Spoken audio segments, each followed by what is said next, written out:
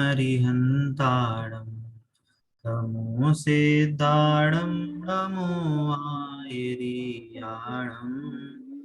नमो वज्रायाणं नमो सौसाहूणम्।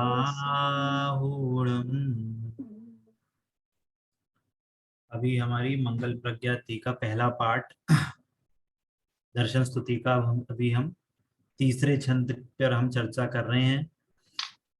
जो जीव अब धर्म रुचि जिसको हो गई है, धर्म का स्वरूप जिसको समझ में आ गया है, देवशास्त्र गुरु का स्वरूप जिसको समझ में आ गया है, अब उसको कैसे कैसे भाव हो रहे हैं, है ना। वो अब धर्म की सीढ़ी पर और आगे बढ़ना चाह रहा है, तो उसके कैसे कैसे भाव हो रहे हैं ये हम समझने की कोशिश कर रहे थे।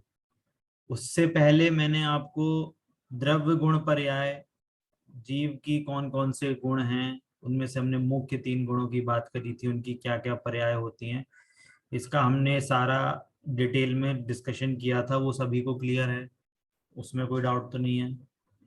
हैं? नहीं है क्लियर सुनैना जी? 3 क्लासेस पिछले की मुझे टाइम नहीं मिला, मैं उसको रिवीजन करके बताती हूँ। आपको जब भी क्लास अटेंड करो, अगर आपको डाउट हो तो आप मेरे को क्लास के बाहर भी आप मेरे को कॉल करके समझ सकते हो। ऐसे जरूरी नहीं है कि अब क्लास में भी क्वेश्चन पूछना है ना। ठीक है, कि अगर वो ठीक। क्लासेस अगर वो क्लियर नहीं होंगी तो हम आगे और जो चीजें उस पे देखो, ये ना कंसेप्ट बिल्डिंग होती है। जैसे हम स्कूल में कंसेप्ट बिल्डिंग हाँ, करते हैं ना, कि एटम होता है, फिर ये होता है, फिर हमने हाँ, क्या कहते हैं, टाइम वो बनाते हैं, पूरी पीरियोडिक सही टेबल बात। बनाते हैं, ये करते हैं, तो वो एक कंसेप्ट बिल्डिंग होती है। वैसे ही यहाँ पे भी हम एक कंसेप्ट बिल्डिंग करेंगे। द्रव्य क्या हाँ, होता है, हाँ, क्या होता है, पर्याय क्या होती हैं, मेरे जीव द्रव्य में क्या क्या काम होता है, कौन सी पर्याय से कर्म बंधन होता है, कौन सी पर्याय से धर्म होता है, कौन से पर्याय हमारे लिए कहना चाहिए प्रकट करने के लिए उपादेय हैं, कौन सी त्यागने योग्य हैं, कौन सी चीज हमारे लिए लाभदायक है, कौन सी चीज लाभदायक नहीं है। तो ये सारी चीजें इस कंसेप्ट पे बेस्ड होती हैं। तो जब तक कंसेप्ट क्लियर नहीं होगा तो आगे नहीं समझ पाएंगे।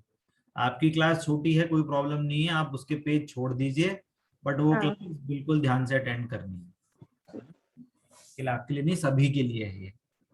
ठीक है, क्लियर है सभी को, है ना। तो हमने पिछले जो क्लास के नोट्स थे, मैं उसके आधार से आपको जो डिस्कशन हुआ था वो मैं वापस आपको बताता हूँ। एक सेकेंड।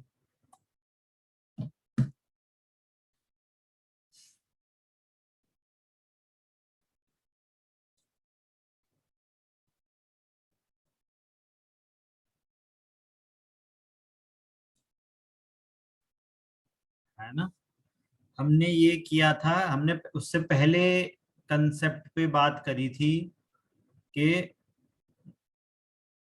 एक हम इस बात में बात कर रहे थे कि कब समता उर्मे लाकर, है ना।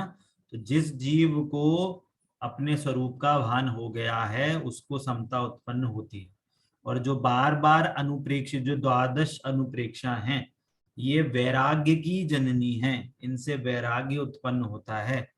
तो उससे जब वैराग्य उत्पन्न होता है तो हमारी दृष्टि बाहर से हटकर अंदर में समाती है ना।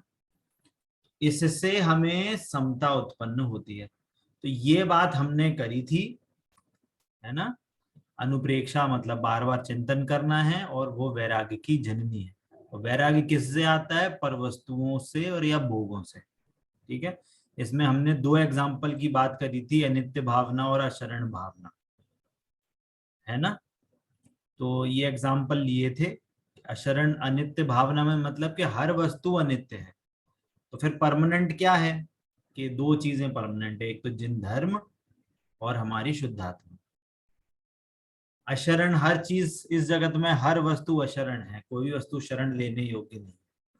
तो इसमें फिर क्वेश्चन उठेगा, शरण लेने वाला कौन है? कि जिन धर्म शरण है, शुद्धात्मा शरण। और जहां जहां जिन धर्म आएगा, वो इवेंचुअली जो जिन धर्म है वो भी यही बोलेगा कि तुम अपनी शुद्धात्मा की शरण जाओ। जिन धर्म की शरण जाना भी इनडायरेक्टली अपनी आत्मा की शरण जाना ही है ना। ये वाली बात हमने करी थी। और उसके बाद हमने ये वाली बात करी थी कि मुनि, और फिर उसके बाद उसने कहा कि ममता में भूत भगाकर मुनि व्रत धारू वन जाकर, है ना। तो ममता का इसका मीनिंग है भ्रम, मिथ्यात्व, भ्रांति, मोह, वहम, है ना। इसको भूत क्यों बोल रहे थे, क्योंकि वास्तव में भूत होती नहीं है कोई वस्तु, भूत तो सिर्फ वहम होता है। वैसे ही जो ममता है हमारी कि ये शरीर मेरा है, ये भी हमारी एक क्या है, भ्रम है। तो मुनि कौन बनता है कि मुनि शरीर नहीं बनता। मुनि कौन बनता है, जिसे भेद विज्ञान है, वैराग्य है, जिसको स्वहित का कल्याण करना है। तो मुनि का मतलब होता है ये वीतरागता प्लस ज्ञान, इसको मुनि कहते हैं। और वीतरागता का मतलब होता है सुख, ठीक है। इसको यदि हम दूसरे एंगल से कहें, है ना, दूसरे एंगल से कहें कि जिसके ज्ञान में ऐसा निर्णय हो, है ना, इसके ही आगे चलिए नोट्स और बढ़ाते हैं, ठीक है। जिसके ज्ञान में ऐसा नहीं हो कि एक परमाणु में मेरा नहीं हो सकता, जिसके ज्ञान में ऐसा निर्णय हो, है ना। मुनि के ज्ञान में क्या निर्णय होता है कि एक परमाणु मेरा नहीं है,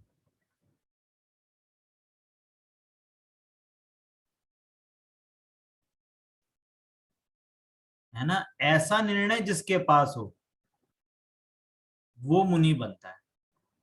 जिसको ये पता चल गया कि ये वस्तु कोई भी मेरी नहीं है, सिर्फ शुद्धात्मा मेरी है, तो उसको बाहरी वस्तुओं की जरूरत नहीं पड़ती, वो अपनी आत्मा के कल्याण में ही लगता है। इसलिए उसको बाहर की सारी वस्तुएं कहना चाहिए दिगंबरत्व प्रकट होता है उसको, है ना। मुनि के लिए एक और वर्ड यूज होता है, मुनि इज इक्वल टू प्रचुर वीतरागता।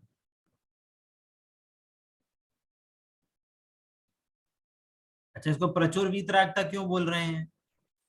सिद्ध भगवान को भी तो वीतरागता होती है, अनंत भगवान को तो भी वीतरागता होती है। प्रचुर वीतरागता इसलिए बोल रहे हैं कि हमारे समक्ष, हमारे आसपास जिनको हम देखते हैं, उनमें सबसे ज्यादा वीतरागता, सबसे ज्यादा सुख मुनियों में ही होता है ना। जो हमको आसपास में हमारे जितने भी, मतलब इंग्लिश में बोला जाए, हमारे सर्कल में हम जितने लोगों को जानते हैं, जितने लोगों को हम देखते हैं, उनमें सबसे ज्यादा वीतरागी कौन है, वो है मुनि, है ना।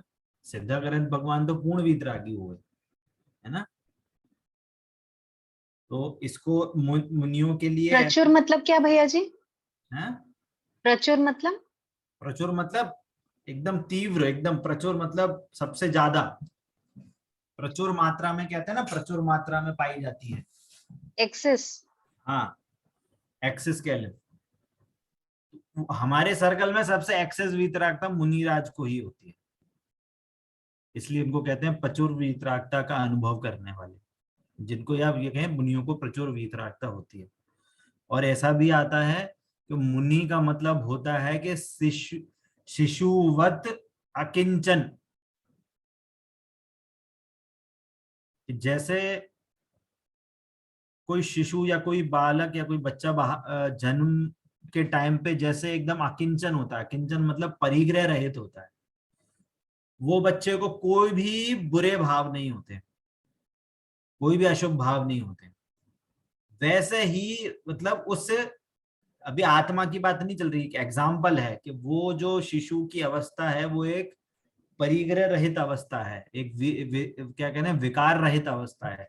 वैसे ही मुनि होते हैं, है ना। जन्मते हुए, इसका एग्जाम्पल अपन लेंगे,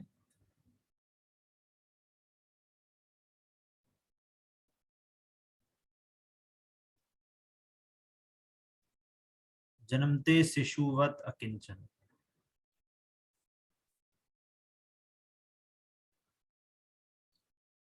ये मुनियों के कुछ कुछ कहना चाहिए एडजेक्टिव्स हैं, है ना। तो हमें, परंतु हमें ये ध्यान रखना है कि मुनिराज का मतलब होता है ये शरीर नहीं होता, है ना। शरीर नहीं होता मुनि। नग्नता के को मुनि नहीं कहते। यदि ये नग्नता को, दिगंबरत्व को मुनि कहेंगे तो त्रियंज भी मुनि कहलाएंगे,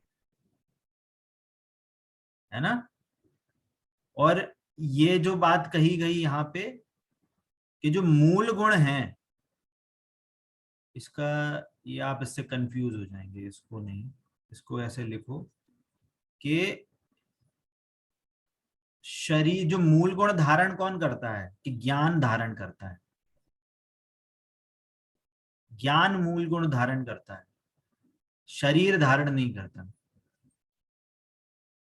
ये इंपॉर्टेंट बात है, ये बात कहनी थी, उससे आप कंफ्यूज हो जाओगे।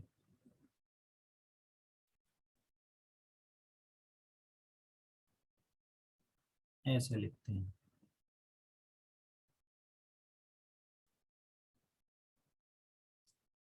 क्लियर हो रहा है सभी को, है ना। तो अब इसमें सारे बात कही गई है कि मुनि का मतलब होता है 28 मूल गुणों का पालन, है ना। तो 28 मूल गुणों का पालन कब होता है, कि जब मुनिराज अपने आत्मा में लीन रहते हैं। वीतरागता का इसका, इसको एक और मीनिंग है कि आत्मलीनता, है ना। वास्तव में मुनियों का जो धर्म है वो तो है आत्मलीनता, पर वो कुछ अंश में प्रकट होती है, वो पार्ट है। अभी उनको पूर्ण वीतरागता नहीं हुई है, इसलिए जो शेष राग रह गया, जितनी वीतरागता है मतलब उतना राग का नाश हो गया। परंतु जितना राग विद्यमान है, या कहें कि जितने टाइम पे वो अपने ध्यान में लीन नहीं रहते, तो उनकी शुभ प्रवृत्ति चलती है उतने टाइम, है ना।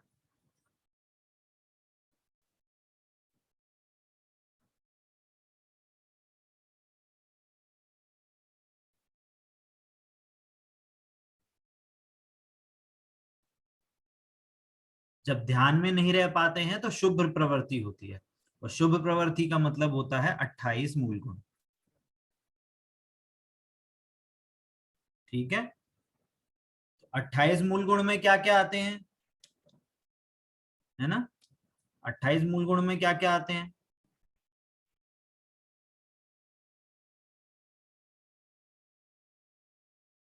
मैं अभी पूरे नाम नहीं बता रहा हूं, इसके पूरे नाम का चार्ट मैं आपको भेजूंगा।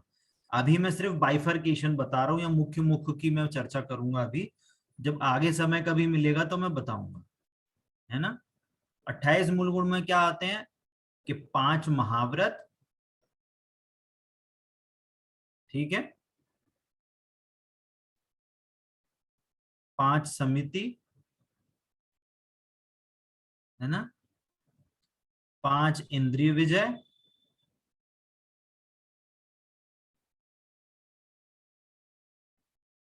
6 आवश्यक, और 7 शेष गुण, मतलब एक्स्ट्रा। ठीक है, इनका सम 15, 15 प्लस 16 21, 21 प्लस 7 28, है ना। कंफ्यूज नहीं हो तो इसलिए मैं 0 0 पहले लगा देता हूँ। ठीक है, ये पूरे 28 मूल गुण होते हैं मुनिराज के। इनको मूल गुण क्यों कह रहे हैं, मूल का मतलब होता है क्या कहना चाहिए मूल गुण के लिए, मूल गुण का मतलब होता है नींव, मतलब सबसे इंपॉर्टेंट। ये नहीं होंगे तो पूर्ण वो नहीं कहलाया जाएगा, है ना। जब तक ये मूल गुण नहीं होंगे, है ना, इसको इसको नींव, मूल गुण को और वर्ड क्या देंगे, नेसेसरी, हाँ नेसेसरी होंगे। भैया जी बेसिक ये कितने हैं, 5 है। बेसिक भी कहते हैं, है ना। मतलब ये मूल गुण, 28 मूल गुणों का पालन तो होगा ही होगा। भैया जी हाँ हाँ प्रतीक्षा जी। ये 5 इंद्रिय विजय लिखे हैं आपने, हम्म, तो ये 28 नहीं हो रहे ना। 5 5 15, एक अच्छा 5 है। 21, अच्छा, 5 समिति है। हाँ 5 लिखा है। अच्छा ठीक ठीक, ओके। इससे कंफ्यूज हो रहे हैं क्या आप? एक सेकंड रुको।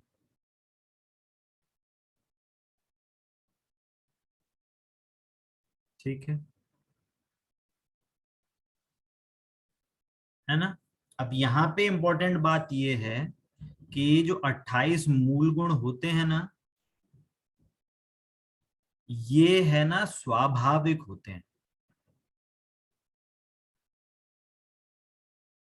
स्वाभाविक का मतलब क्या है? कि स्वाभाविक का मतलब है कि खींचतान से नहीं करे जाते, है ना। ये सारी चीजें खींचतान से नहीं होती, मतलब नेचुरल होती हैं। ये नेचुरली ये सारी चीजें होती हैं, है ना।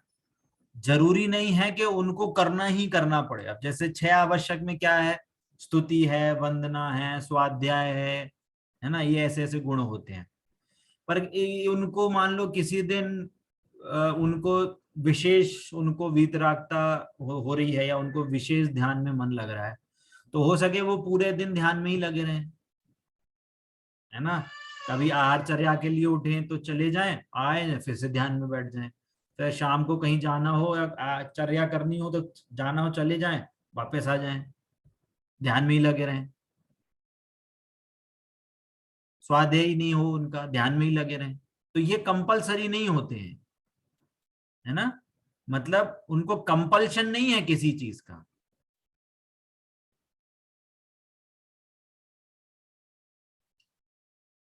ये स्वाभाविक होते हैं, कोई उनको खींचतान के नहीं करा जाता है। ये हमें इम्पोर्टेंट है। पर जब होते हैं इनके अकॉर्डिंग जो भी भाव होंगे, जैसे मान लीजिए कि कहीं विहार हो रहा है ना, तो विहार होगा तो ईर्या समिति के साथ होगा कि वो 4 हाथ जमीन देख के चलेंगे। पर वहां पे ऐसा नहीं है कि हाँ ठीक है हमारा मन हो रहा है तो हम देख, ऐसे नहीं। जब उस पर्टिकुलर क्रिया के अकॉर्डिंग वहां पे अब जैसे चल रहे हैं तो वहां पे ध्यान तो होगा नहीं, ऑब्वियसली उनको आगे देखते हुए चलना है, तो वो एरिया समिति से चलेंगे, है ना। जब भी कभी स्वाध्याय करा रहे हैं, संघ में स्वाध्याय हो रहा है, या कभी श्रावकों के साथ स्वाध्याय कर रहे हैं, या वाचन कर रहे हैं, या सभा में स्वाध्याय करा रहे हैं, तो हमेशा भाषा समिति का करेंगे उपयोग। हित मित प्रिय वचन बोलेंगे, सबको धर्म वृद्धि का उपदेश देंगे, है ना। 5 महाव्रत हैं तो हिंसा का पूर्ण रूप से त्याग है। हिंसा, झूठ, चोरी, कुशील, परिग्रह, ये 5 महाव्रत हैं। तो 5 पाप के पूर्ण रूप से त्यागी होते हैं, है ना। इंद्रिय विजय होता है, किसी भी इंद्रिय के विषय के प्रति कोई भी लोलुपता नहीं होती, है ना। 6 आवश्यक है, वंदना समिति आदि होती हैं।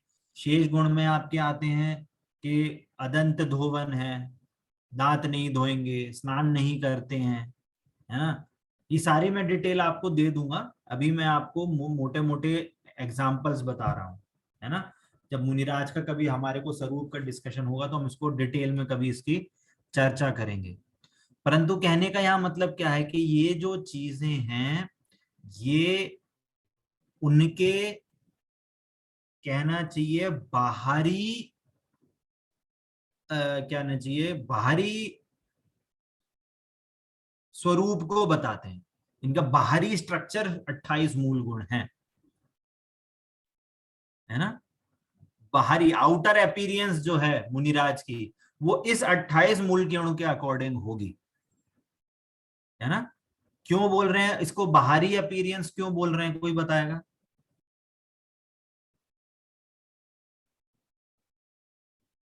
कोई बताएगा बाहरी क्यों बोल रहे हैं?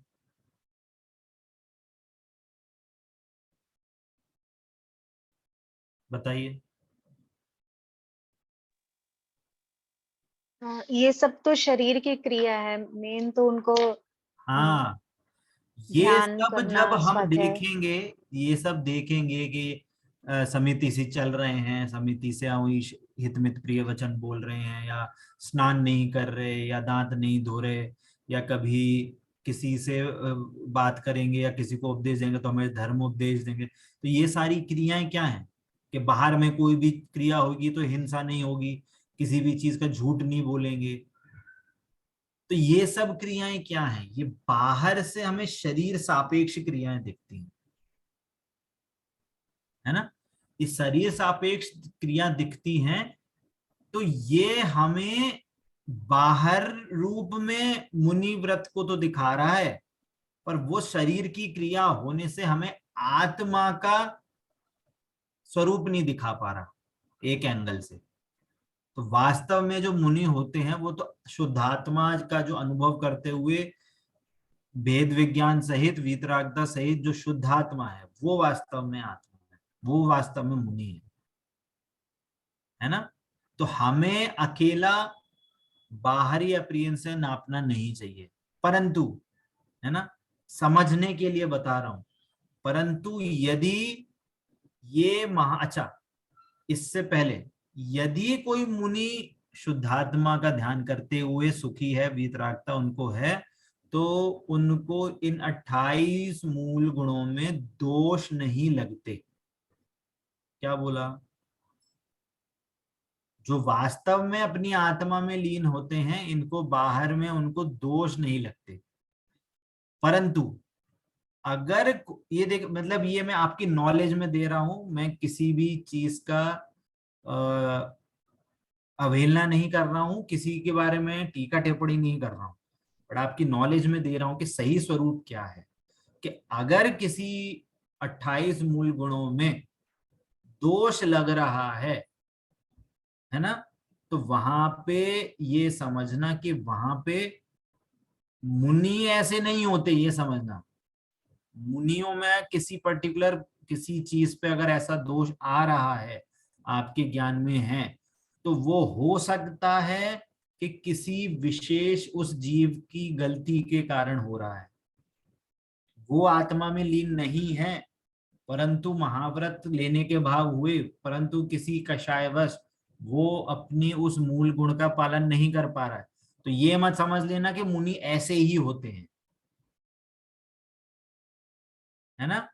बाहर से दिगंबरत्व को पूर्ण रूप से नमस्कार करने योग्य है, परंतु यदि दोष पाया जाए, है ना, यदि आपको दोष निकल रहा है परीक्षा करके, किसी के बोला बोली देखा देखी नहीं, आपने यदि किसी चीज को प्रत्यक्ष में दोष में देखा गया है, तो आप स्वयं से निर्णय कर सकते हैं,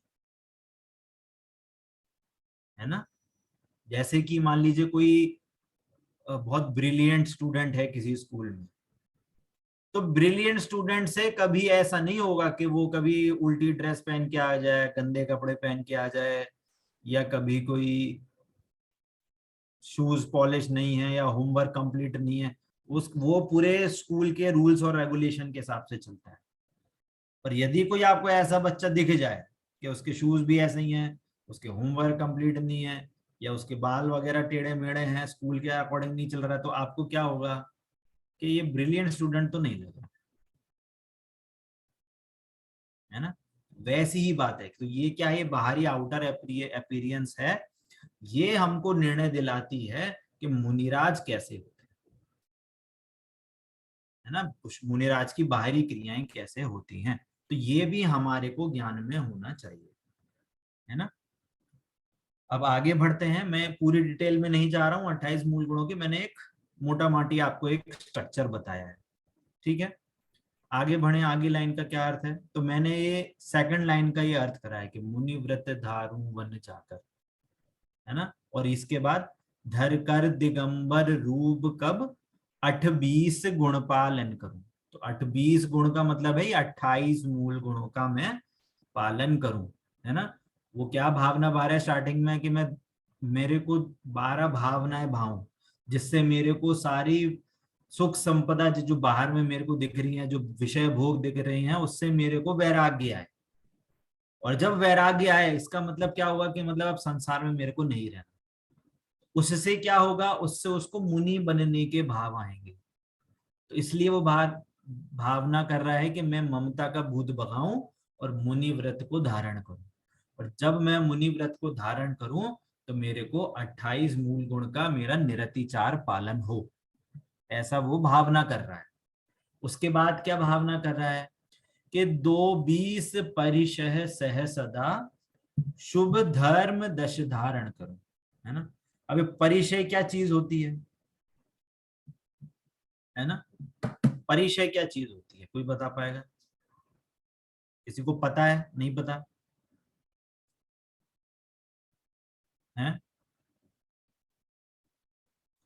व्हाट इज परिचय? देखो, दो चीजें हैं, एक है परिशह, एक है परिशहजय। दोनों में वर्ड में मीनिंग समझ में आ रहा है? नहीं आ रहा? अच्छा, जय का मीनिंग क्या होता है? जय का मीनिंग होता है जीतना। जय का मीनिंग क्या होता है? जीतना। अच्छा, किसको जीता? कि परिचय को जीता। तो परिचय क्या हुआ कि मतलब कि जो भी नेचुरल फिनोमिनन्स हैं, जो भी है ना, इंग्लिश में बोल रहा हूं, जो भी नेचुरल फिनोमिनन्स हैं या जो भी नैसर्गिक गतिविधियां हैं, है ना, या कहें प्राकृतिक या कहें नैसर्गिक, जो भी हैं,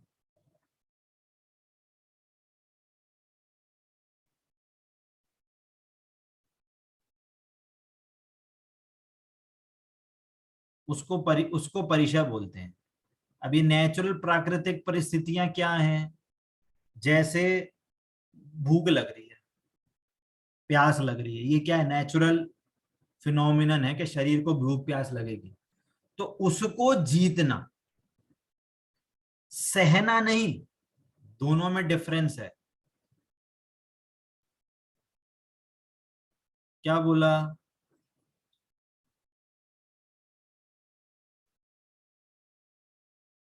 परिचय जय का मतलब जीतना होता है, सहना नहीं होता। ये बहुत इंपॉर्टेंट बात है। परिचय को जीतते हैं, किसके आधार से जीतते हैं? कि शुद्धात्मा के आश्रय से, है ना। कैसे जीतते हैं? कि शुद्धात्मा के आश्रय से जीतते हैं। अब बताते हैं कैसे जीतते हैं। मैं 2-3 एग्जाम्पल पढ़ता हूँ। क्या क्या है? 22 परिचय होते हैं टोटल। इनकी क्वांटिटी क्या होती है? 22, है ना। एक एग्जाम, वैसे तो खूब सारे हैं पर मोटे मोटे उन्होंने 22 टाइप के बताए हैं परिचय। क्या? नैसर्गिक परिस्थिति क्या क्या है? क्षुधा, तिषा, शीत, ठंड पड़ रही है, उष्ण मतलब गर्मी पड़ रही है ना, मच्छर काट रहे हैं, मुनिराज जंगल में है, मच्छर काट रहे हैं, है ना। नग्नता, अब जैसे अब वो तो दिगंबर है, दूसरों के प्रति, दूसरों के लिए वो नग्न है, तो वो उनको क्या बोलेंगे? अरे अरे हटाओ हटाओ, वो उनसे उनको कोई ग्लानि ना हो उस चीज से, है ना। अरति, स्त्री, स्त्री भी उनके लिए परिचय है कि स्त्री का संयोग ना हो। तो स्त्री का अगर संयोग हो भी तो वही उसको, उनको विकार उत्पन्न ना हो, है ना।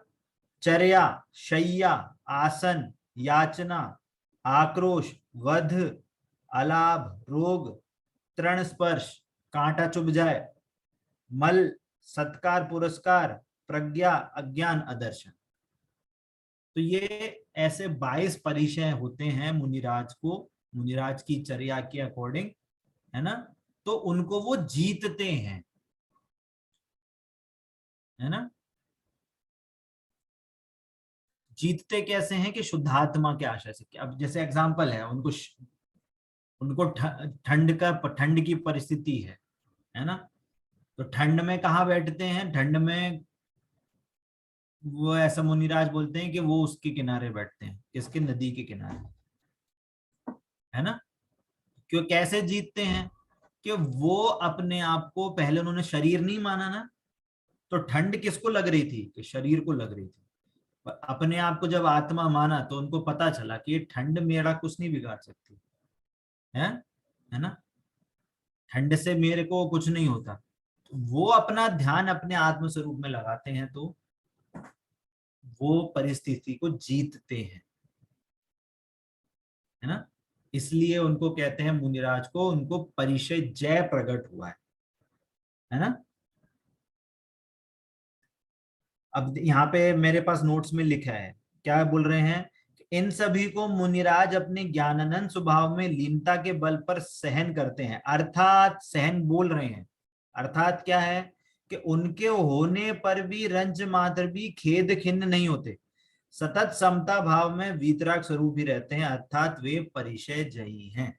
मतलब उनको एक वर्डिंग है कि सहन करते हैं, पर वास्तव में सहन नहीं करते, उसको जीतते हैं। उनको उनके प्रति कोई भी ग्लानि भाव, कोई भी राग द्वेष रूप परिणाम, उनको उस परिस्थितियों के प्रति राग द्वेष रूप परिणाम नहीं होता, है ना। तो इसका जीतने का मतलब क्या है कि उससे वो खेद खिन्न नहीं होते।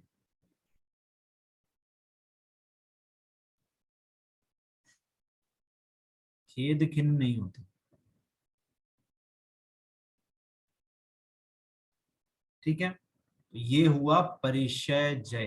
तो क्या बोल रहे हैं कि 2-20 परिचय सह सदा, शुभ धर्म दश धारण करूं। शुभ धर्म मतलब, दश धर्म मतलब जो हम अपने 10 लक्षण पर्व मनाते हैं, है ना, उनमें हम 10 धर्मों के स्वरूप को भी जानने की कोशिश करते हैं। अगर हमारी क्लासेस चलेंगी या हमारे को कुछ मौका मिलेगा तो हम 10 धर्म पे भी चर्चा करेंगे। अभी मैं शॉर्ट में बता रहा हूँ, ये 10 धर्म जो हैं वास्तव में ये आत्मा की वीतराग परिणति है। क्या बोला, ये तो करी बात हमने परिचय की, ठीक है। अब क्या बात कर रहे हैं, 10 धर्म, है ना। ये क्या है, ये कि अपनी आत्मा का आश्रय लेकर जो वीतराग परिणति प्रकट हुई, है ना, उसका नाम 10 धर्म है।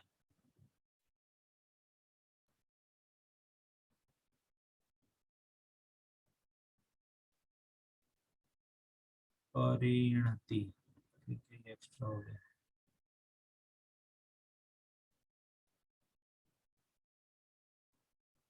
ठीक है।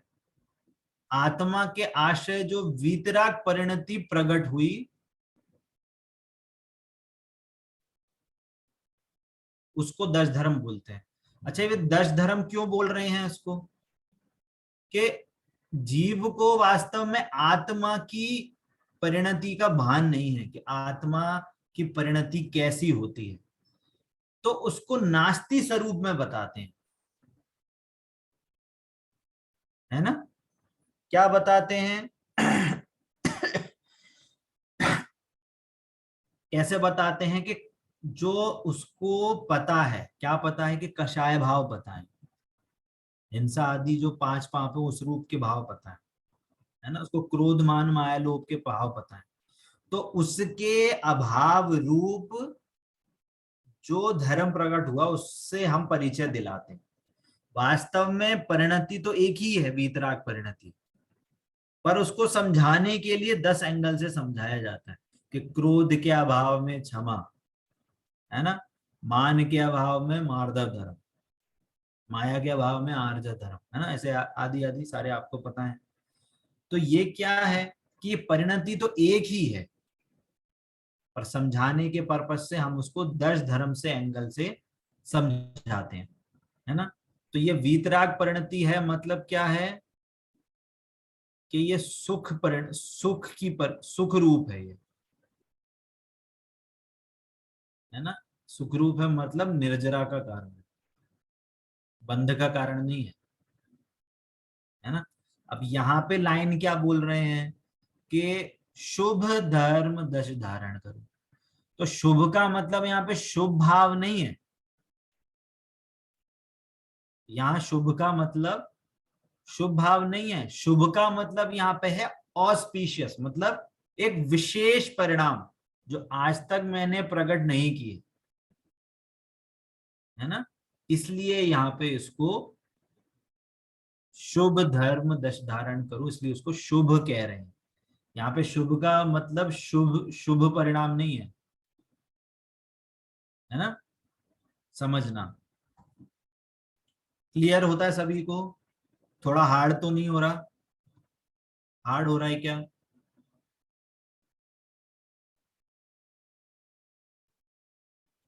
कोई आंसर ही नहीं दे रहा है। हार्ड हो रहा है क्या? समझ में आ रहा है भैया जी। आ रहा है? आ रहा है भैया जी। चलो चलो बढ़िया, रेस्पॉन्स देते रहिए, है ना। अब आगे क्या बोल रहे हैं? तप तपु द्वादश विधि सुखद नित, बंध आश्रव परिहरु, अरुरो की नूतन कर्म संचित, कर्म ऋतु को निर्चल। तप तपु, तप का मतलब कि तप का मतलब होता है स्वरूप में विश्रांति, है ना। एक और चीज यहाँ पे ऐड करेंगे, है ना। क्या ऐड करेंगे?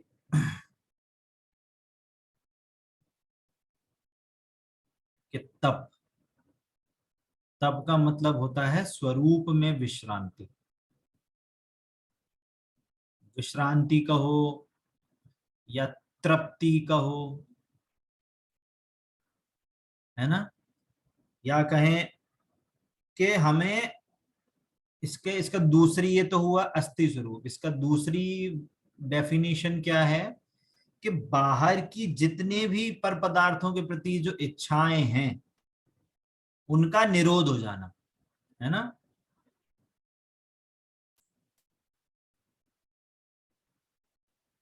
पर पदार्थों के प्रति जो भी हमारी इच्छाएं हो रही थी वो उसका निरोध हो जाए। निरोध हो जाए मतलब उत्पन्न नहीं हो।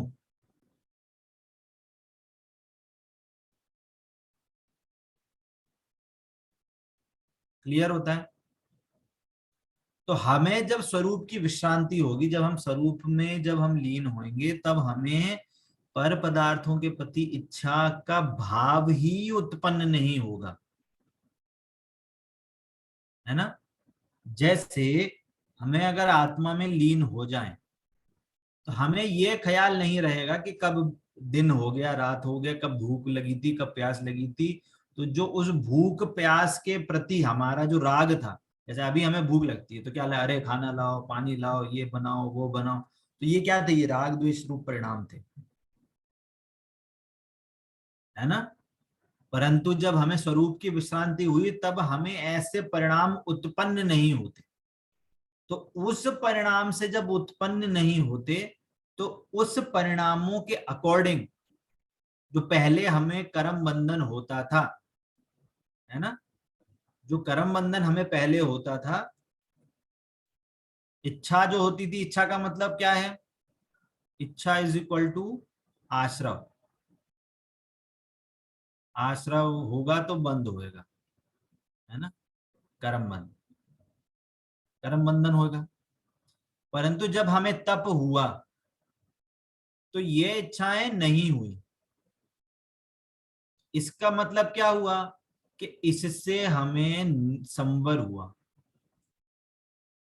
और क्या हुई? निर्जरा हुई। निर्जरा हुई मतलब कि हमको कर्म नहीं बंधेंगे, और जो हमारे संवर मतलब हमें नए कर्म बंधन नहीं होगा, और निर्जरा का मतलब है पूर्व में जो कर्म बंधे थे पहले हमारे अपराध के कारण, वो सारे खिर जाएंगे। इसलिए क्या होगा? हमारा जो जो भी घाटा हुआ था, कर्म बंधन हुआ था, वो खत्म होने लगेगा, है ना, और इस संसार में हमारी जो स्थिति है वो कम हो जाएगी। क्लियर हो रही है बात? मैं थोड़ा जल्दी जल्दी पढ़ा रहा हूँ। क्लियर हो रही है बात? इसलिए यहाँ पे क्या बोल रहे हैं कि तप तपु द्वादश, है ना, 12 व्रत होते हैं, 6 अंतरंग और 6 बहिरंग, उसकी भी मैं आपको डिटेल बाद में बता दूंगा, इसके मैं डिटेल आपको दूंगा, है ना। तो जैसे एक आसन है ना, है ना, एक आसन है, उपवास है ना, ये सब चीजें क्या है, ये बहिरंग बहिरंग तप है ना। और अंतरंग तप क्या है कि पश्चाताप, स्वाध्याय, ध्यान, प्रायश्चित, विनय, है ना। तो ये सब चीजें क्या है, ये अंतरंग अंतरंग तप है। स्वाध्याय अंतरंग तप है, इसलिए उसको कहते हैं सबसे बड़ा तप स्वाध्याय, इसीलिए ही कहते हैं, यहाँ से ही उसका कहना चाहिए क्या प्रसिद्ध हुआ है, कहना है ऐसा कहावत के स्वाध्याय ही सबसे बड़ा, स्वाध्याय परमम तप, है ना। तो ये तप का स्वरूप मुनिराजों में ऐसा पाया जाता है। तो इसका मीनिंग क्या है, यहाँ पे वापस से चलते हैं, है ना, कि जिस जीव को धर्म परिणति, धर्म के प्रति रुचि हुई, अब उसको भाव हो रहा है कि कब मैं वैराग्य जागृत करूं और मेरे को मुनि व्रत धारण करने का परिणाम जागृत हो। और जब मैं मुनि बनूं तो 28 मूल गुण का पालन करूं, 22 परिचय को जीतूं, है ना, 10 धर्म को धारण करूं, और 12 प्रकार के जो तप हैं, ऐसी सुखद विधि, है ना, ये एक इम्पोर्टेंट बात है। तप का मतलब होता है सुख,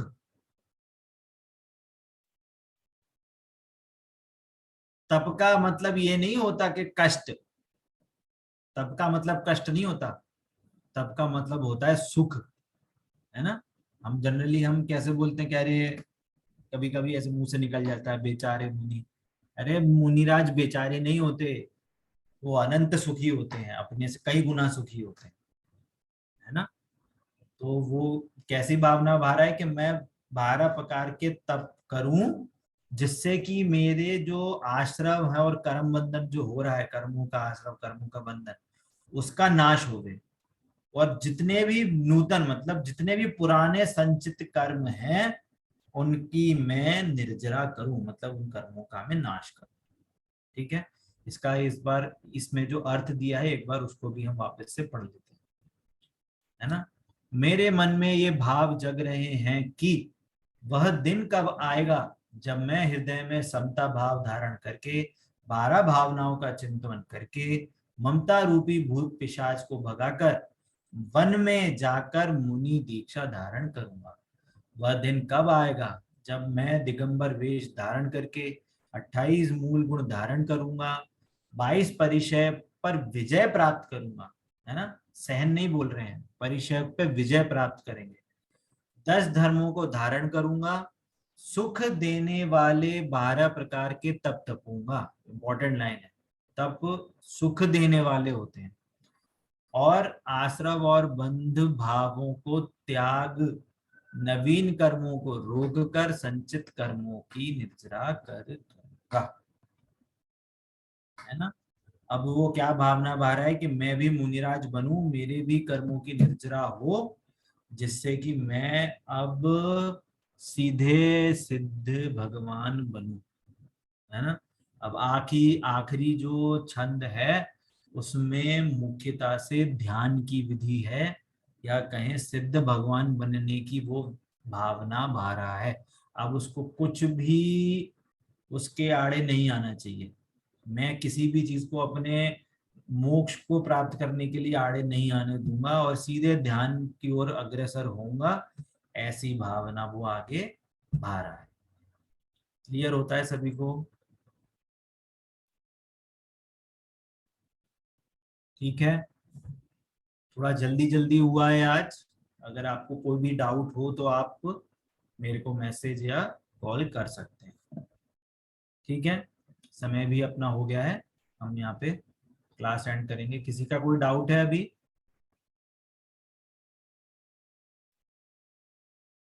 नहीं है, चलिए क्लास यही एंड करते हैं। जिनवाणी के ज्ञान से सूझे लोकालोक, सो वाणी मस्तक नमो सदा तेत हूँ। बोलिए द्वादशांग में जिनवाणी माता की जय हो, जय हो, जय हो। अहिंसामय जैन धर्म की जय हो, जय हो। जय जिनेन्द्र सभी को। जय जिनेन्द्र सबको।